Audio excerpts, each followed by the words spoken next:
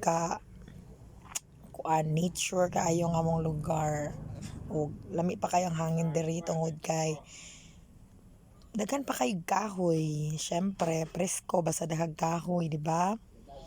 So ayan, dugay ba nga tayo nakaabot? Uy, nga dool ra man ta daw, no? Dool ra daw pero asa naman ni? Asa naman ta padungan ni?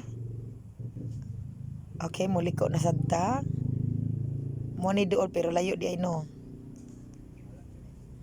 Oh, na pinagkabo. Ngay kami nga among lugar, guys. Oh, ayan.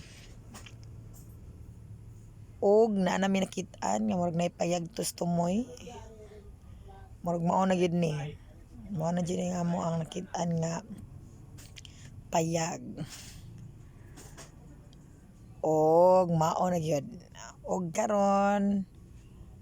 Okay, hi mga auntie. Maayong hapon. Lami kay kan ni auntie sa ihang siomai. Mangga mo dira 35 kilo, melon 15 lang kilo, palit na mo. Tsaka mili na tabi ko sa tapaliton do. Tanaw daw ta sa ilahang baligya nga makabusog. Ato i-check. Iro man nato nakit-an. Di man ta makog iro.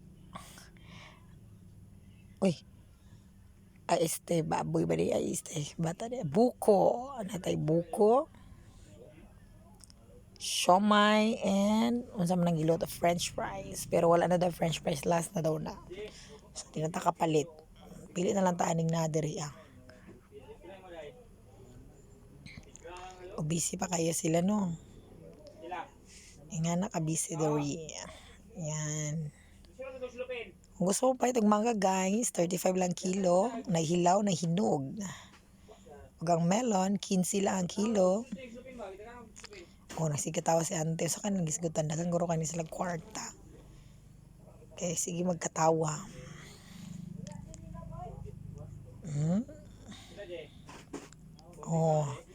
Malipayon kay ang tindera diri. Basta nga ang tindera ba yan, kay dagang kay mo palit. Kay syempre approachable. Char lang.